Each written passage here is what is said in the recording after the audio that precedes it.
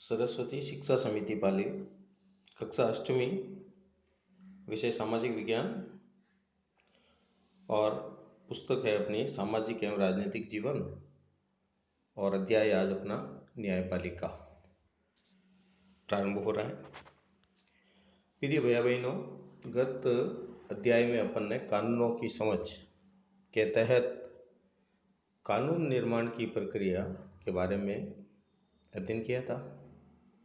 उससे पहले अध्याय में अपन ने देखा था कि हमारे संविधान के द्वारा सरकार के 3 अंग संचालित है। उसमें व्यवस्थापिका, कार्यपालिका और न्यायपालिका, इन तीनों का वर्णन किया हुआ है।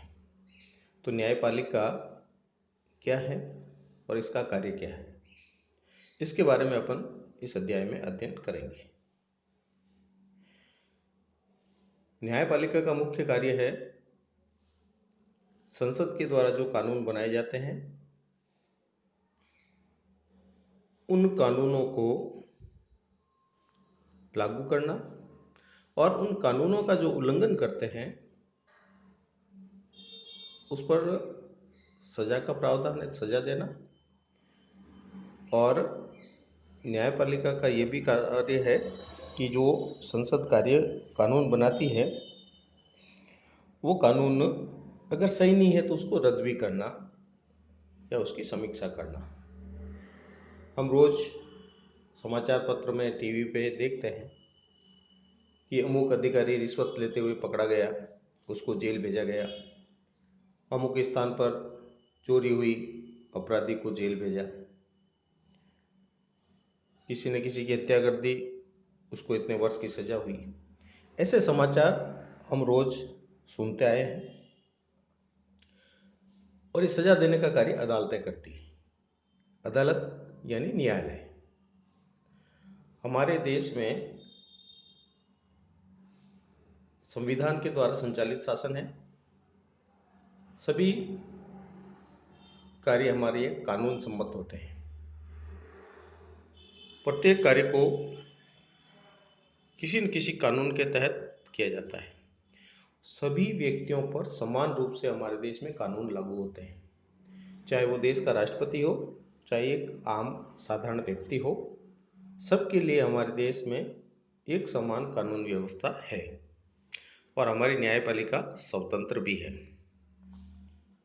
जब कोई व्यक्ति कानून का उल्लंघन करता है तो एक निश्चित प्रक्रिया होती है, उसके द्वारा उस व्यक्ति को सजा दी जाती है।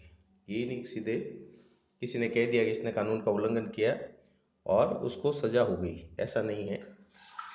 न्यायालय उसकी समीक्षा भी करता है और एक निश्चित प्रक्रिया है जिसके तहत उसको सुनवाई का अवसर दिया जाता है। वो उसकी सफाई भी पेश करता है और उसके बाद अगर न्यायालय के न्यायाधीश को जचता है, वो संतुष्ट हो जाता है कि वास्तव में यह अपराध इन्होंने किया है, तो उसको सजा दी जाती है। निर्दोष को सजा जहाँ तक संभव है नहीं दी जाती है। सजा देने का कार्य हमारे देश की न्यायपालिका करती है। केवल इसे ही निभाती है, वो स्वतंत्र भी है। स्वतंत्र न्यायपालिका का मतलब होता है क्या, ये हम इस अध्याय में देखेंगे।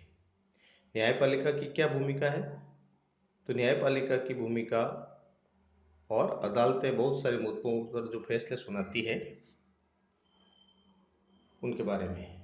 अदालतें 2 राज्यों के बीच नदियों के पानी का बंटवारा पर फैसला दे सकती है।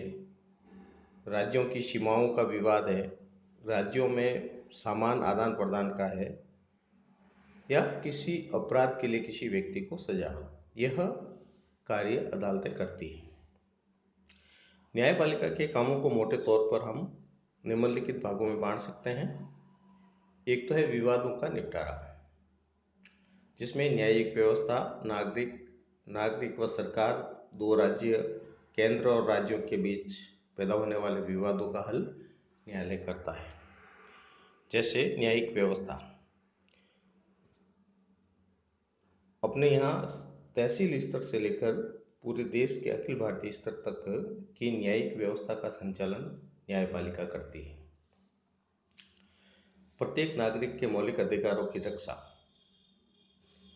उसके मौलिक अधिकारों का उल्लंघन होती है तो उसकी रक्षा का कार्य भी न्यायपालिका करती है। नागरिक और सरकार, किसी नागरिक के विरुद्ध अगर सरकार कोई कार्य कर रही है तो उसका निपटारा, अगर दो राज्यों के बीच किसी प्रकार का विवाद हो जाए या केंद्र और राज्यों के बीच में जो भी विवाद होते हैं उन विवादों को हल करने का कार्य भी न्यायपालिका करती है। न्यायिक समीक्षा, संविधान की व्याख्या करना मुख्य रूप से न्यायपालिका के पास ही इसका अधिकार होता है। इस नाते न्यायपालिका को ऐसा लगता है कि संसद अगर कोई कानून बनाया है और वो संविधान के ढांचे का उल्लंघन करके रहा है तो न्यायपालिका उस कानून को रद्द कर सकती है, उस कानून को संसद को पुनः जांच के लिए भेज भी सकती है। इसे हम न्यायिक समीक्षा कहते हैं। इस प्रकार न्यायपालिका विवादों का निपटारा और न्यायिक समीक्षा के रूप में अपना कार्य भी संपादित करती है।